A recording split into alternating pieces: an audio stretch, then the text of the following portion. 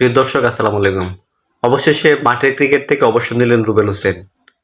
বাংলাদেশের ক্রিকেট বোর্ডকে একটি বিশেষ ধন্যবাদ দেওয়া যায়, কারণ বাংলাদেশের সংস্কৃতিতে মাঠের ক্রিকেট থেকে কোনো প্লেয়ারই অবসর নিতে পারে নাই। বাংলাদেশের ক্রিকেট এই সংস্কৃতি অবশ্যই সংযোজন করা উচিত। তামিম ইকবালের ক্রিকেট বোর্ড যেন এই বিষয়টির উপর সবচেয়ে বেশি জোরদার করে।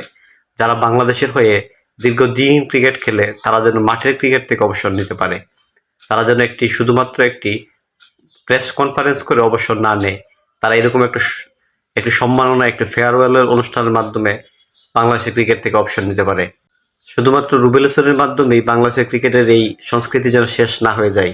বাংলাদেশের পরবর্তীতে সুপারস্টার, স্টার বা যারাই দেশের প্রতিনিধিত্ব করবে তারা যেন মাঠের ক্রিকেট থেকে অবসর নিতে পারে, এই সুযোগ যেন বিসিবি করে দেয়।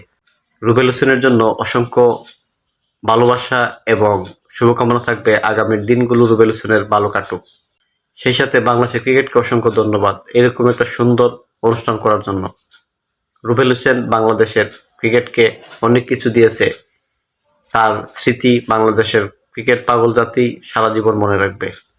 ধন্যবাদ সবাইকে।